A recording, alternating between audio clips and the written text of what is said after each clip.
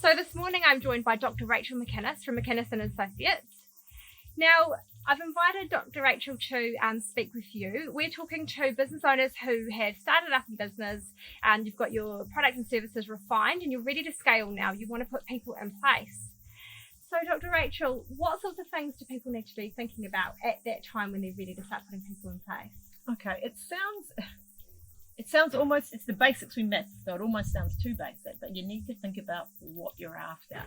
I have so many small businesses I work with that they need a digital marketer or an accountant or a lawyer, and they take just the person that they knew or the first person they saw or the first person in the yellow pages. And worse is often they'll keep that person even when clearly the results aren't there. So even over time it's going, so I've had one client who recently had such a poor digital provider that when they changed their website, their traffic dropped off a cliff. And that same provider was still there advising them and was still being paid. So whether it's digital marketing, law, regular marketing, business advice, coaching, whatever it is, you want to start, and you really need a pen and paper or a whiteboard or however you work. You actually want to get really clear, what am I after here? I'm after, whatever it is, and how am I going to measure success of that? How am I going to know if I've got the right whatever it is? What am I prepared to spend? That's private. You don't tell them what you're prepared to spend, or they'll pop up to your budget. So what am I prepared to spend, and how am I going to assess over time?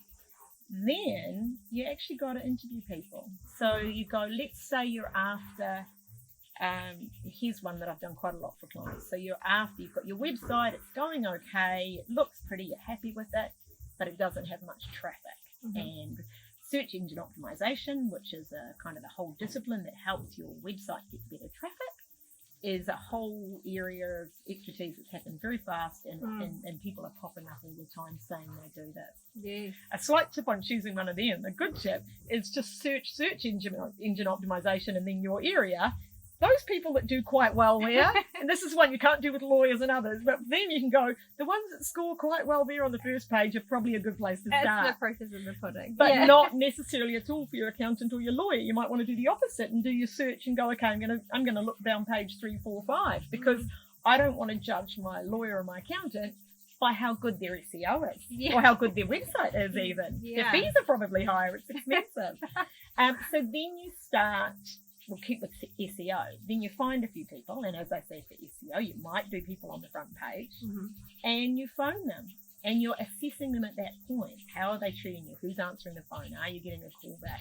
And you start asking them a range of questions. Now, what happens in that process is very quickly you get a little bit educated. So when you interview the first person, you might be nervous and you might be clumsy and you might know what you're doing.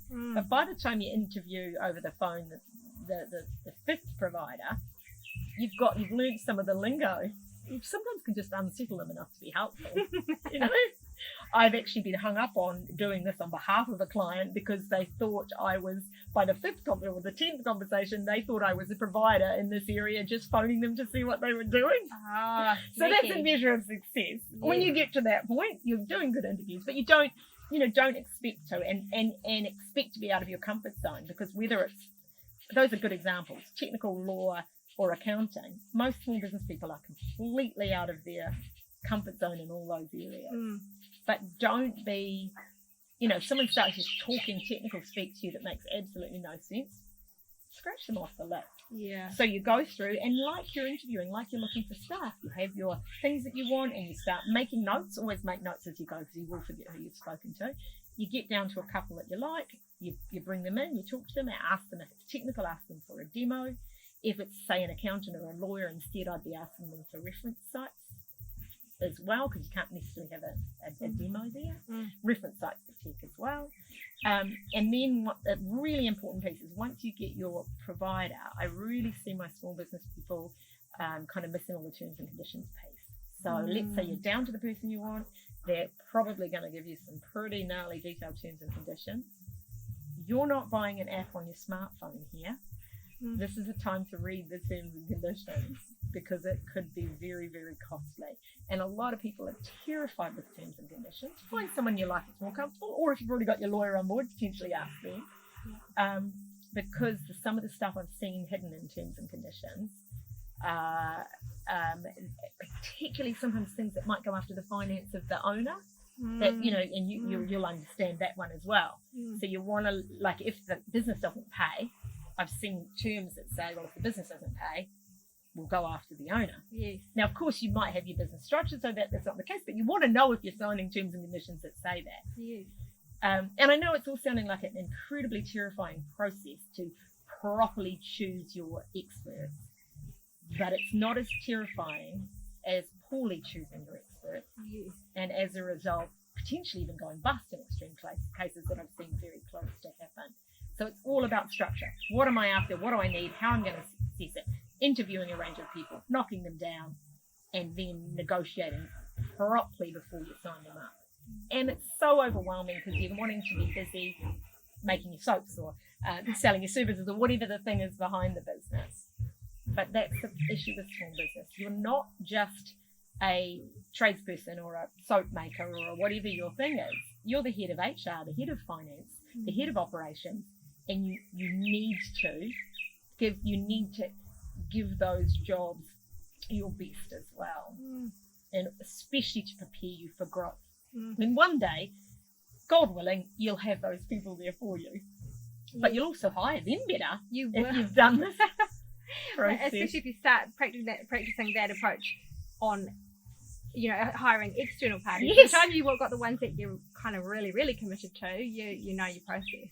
Yes, exactly, because it's very similar to the recruitment process that you should go through. Yeah.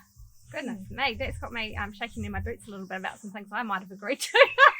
I'll better go review that. Never too late. Hey, I'm actually, that was fabulous. I hope that has really made you think a bit because, as Dr. Rachel has mentioned, if you don't choose well, it has long-lasting repercussions in some cases. So, I'm still recovering. So I'm going to leave some contact information for Dr. Rachel so that if you want to chat to her further or connect with her, that will be easy for you to do. And thank you, Dr. Rachel. We're really Thank you for having me. lucky to have your expertise on the show. Thank you.